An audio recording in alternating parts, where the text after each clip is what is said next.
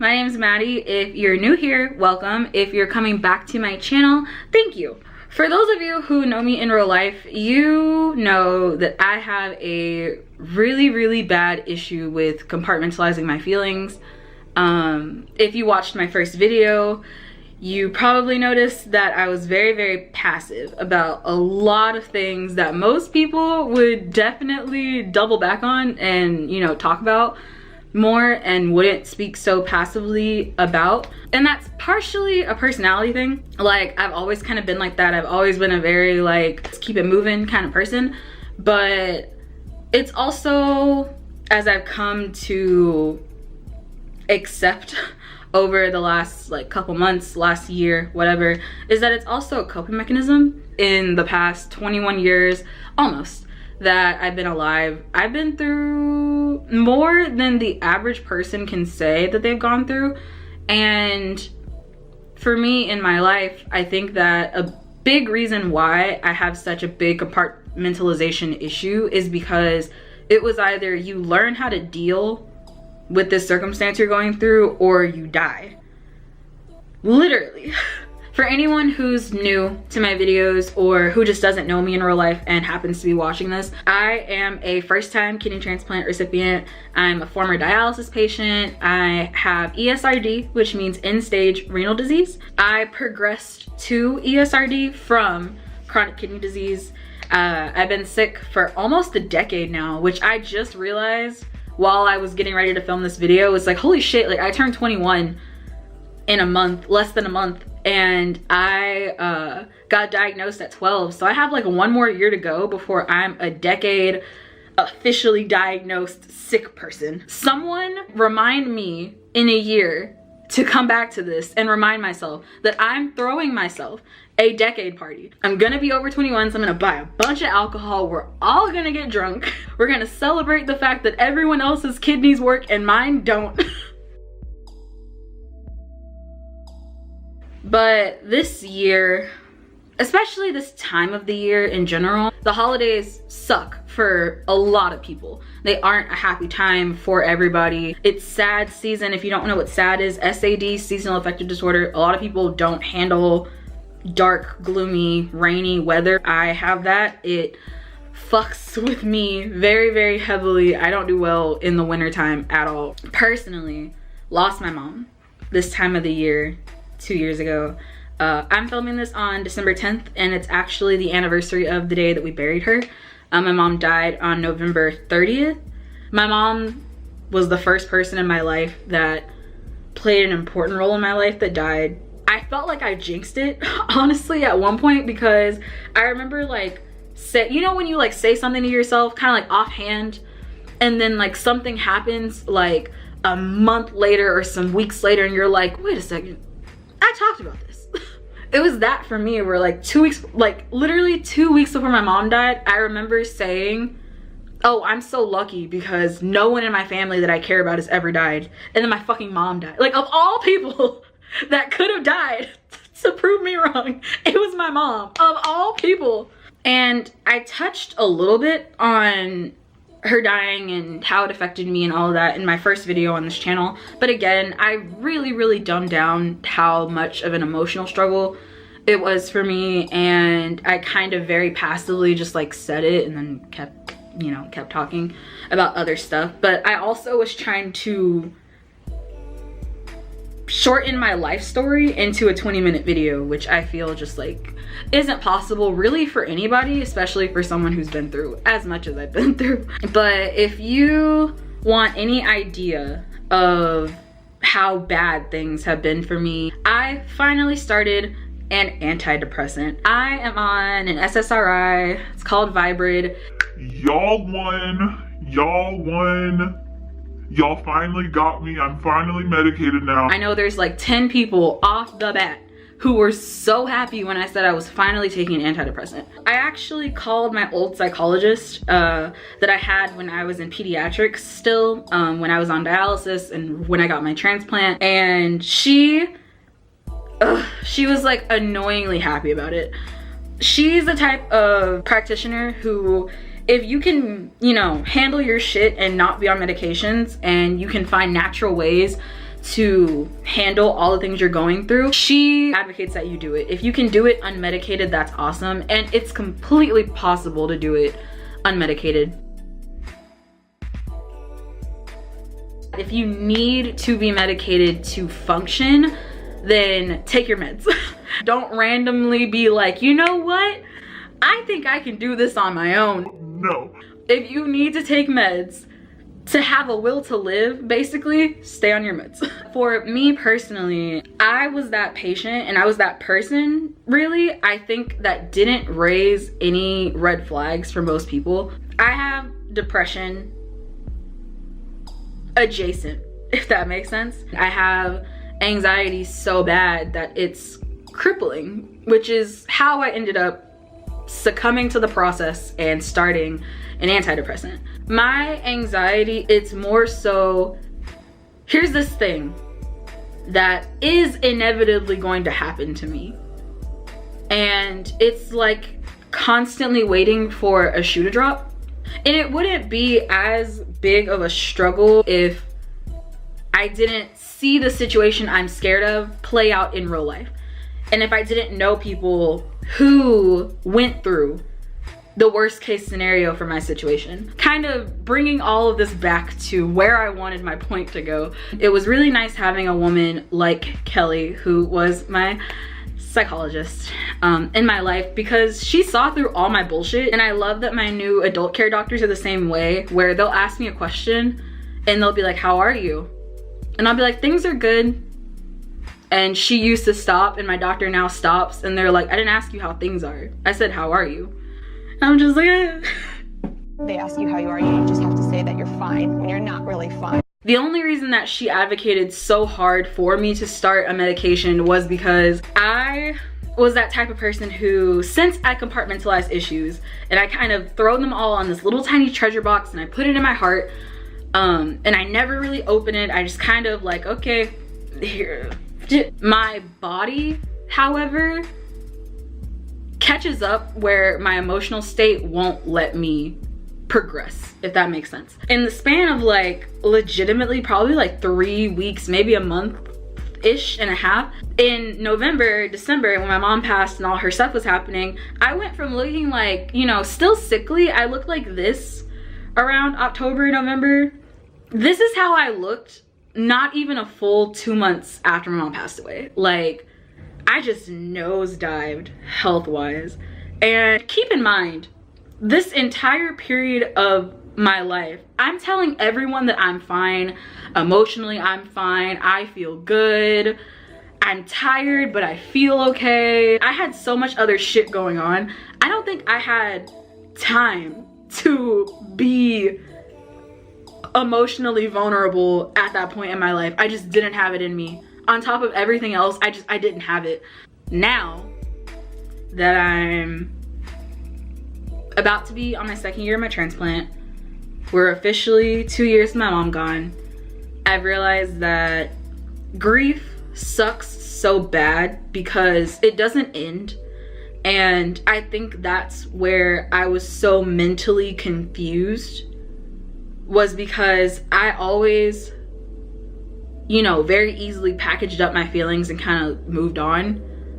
This wasn't something that I could just package up and act like wasn't affecting me.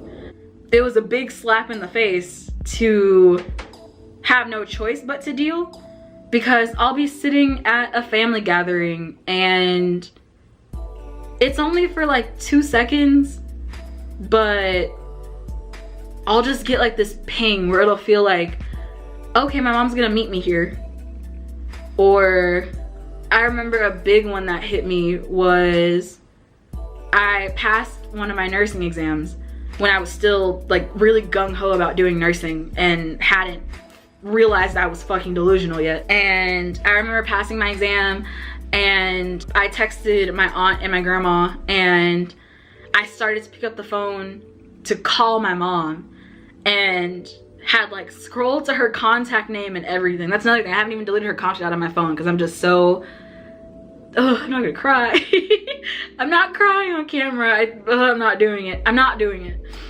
I haven't even deleted her contact out of my phone because I can't do it. My aunt had her phone deactivated like maybe not even a full month after she died, and it's been 2 years, and you know, I'm low-key very thankful for the cloud because I still have all her messages, and I still have her last message she ever sent to me was that she loved me. One thing I've never told anybody, I actually sent that message to myself, and I feel so fucking bad about it when I think about it, but like, the last thing that I texted my mom was that I wanted to go to my friend Taya's, and she hadn't been answering her phone all day, but I was like, you know, I want to ask first, and I want my friend to just show up here and she'd be mad. And I texted and I was like, hey, can Taya come over? And even though my mom didn't read it, and I know she didn't read it, it still just sucked that that was the last thing that I know that I tried to communicate to her, was that I wanted a friend to come over. I texted I love you to myself from her phone. I just needed it to be the last thing that I ever saw come from her phone number. And that sounds really fucking sad. Like, now that I'm thinking about it, that sounds really sad. Like, that sounds really, really depressing and sad, because it is depressing and sad, but fuck. Even when my mom died, and I talked about this in my first video, I'm gonna keep saying that I talked about it, but I want to go deeper into it. My mom died the week of finals, and I went back. I don't think I've ever told anybody that. The only people who know this went to my first college with me. I went back and took my finals the week my mom died. Like, that's how determined to not deal with my shit that I was in. I still think that I didn't deal with it in the healthiest way, but being surrounded by love sounds super corny, but it's also like genuinely one of the best things that I have in my life, is just people who care about me and people who love me and that I love back. It's like, I think one of the hard things about this too is that like, it feels like I'm stuck in the past, because some of the best moments I can think of in my life happened amongst some of the worst things I've been through in my life. And I still feel like that winter break of like 2016, was that year? 2016, yeah. I still feel like that was one of the best like periods of time I've ever had. It was the most sick I've ever been in my entire life. Like, my friends tell me now that I'm not sick anymore. Cass, who lives with me now, and my friend Eilish have very pointedly told me, yeah, like, we were all terrified that we were gonna, you know, get calls from your aunt and your grandma being like, yeah, she's not here anymore. Or they were gonna come back for spring break or for the summer, and it would be the summer that they'd attend my funeral. My friends and my family, but really my friends, honestly saved my life.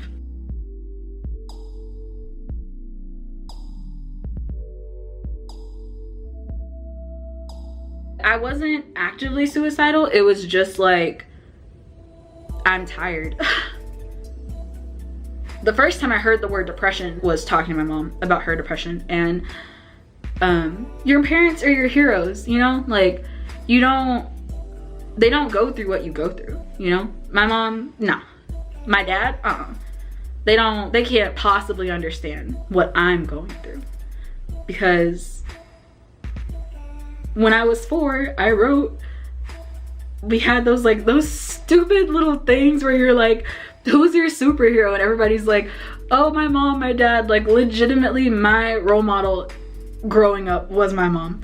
And I thought my mom was the fucking coolest person on the planet.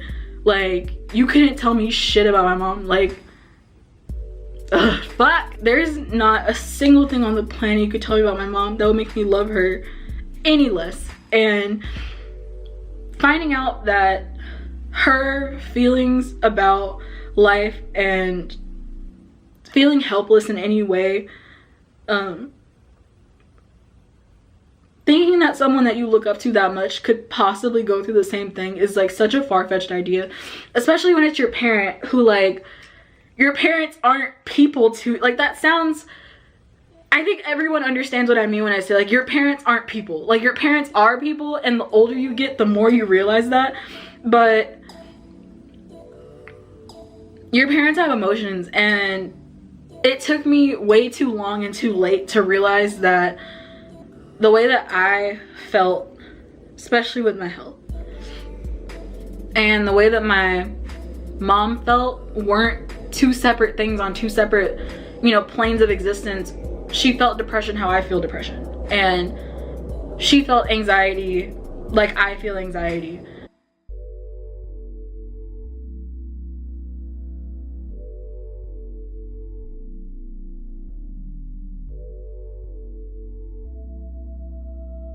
I'm glad that my friends are more open to talking about that, and I'm glad that people in general are being more open to talking about these things, and that we're normalizing, you know, mental health and mental health care and the use of antidepressants and medications. And like, I didn't even mean for it to like get into like this whole realm of, you know, that type of shit. I was not like, I like like just a little thing so I wouldn't like get too far off track, which, you know, that went out the fucking window. But yeah, no, I did not mean to like get into all that. I didn't mean to cry. I definitely didn't mean to cry. Like there are people in my real life who have never seen me cry. Y'all are so lucky y'all got this experience. Congratulations. You're never gonna see it again. But just to kind of summarize everything, grief never truly ends, and that's okay. It is a natural thing. You're gonna have, you know, milestones in your life where it's just gonna fucking hurt that that person's not there, and you might have mental health effects from it that I, for whatever reason, have taken so long to finally start to process. Yeah, I'm just trying to deal, and I'm glad that now I have you guys, whoever's watching this right now. We're all in this together, and it sounds really corny, but you're never really alone. There's someone out there who feels the exact same way that you do. Don't ever be too prideful to reach out for help, because there are so many wonderful communities of people that I found through this whole little journey, and so many conversations I've had with friends that knowing them, I never would have known they were going through a lot of what I'm going through, and them knowing me would have never expected for me to be going through what I'm going through. You have somebody, I promise. Even if you don't have anyone directly in your life, fucking all of my socials are linked down below. If you ever need to talk to anybody, I promise, I'm a great listener. I will listen to you. You might have to listen to me back, but I'll always be here to listen to you. You'll always have someone here to listen to you as long as you're around me. So yeah. Stay safe during this holiday season, have fun, be merry and all that. And yeah, I'll see you guys back here next time with another video.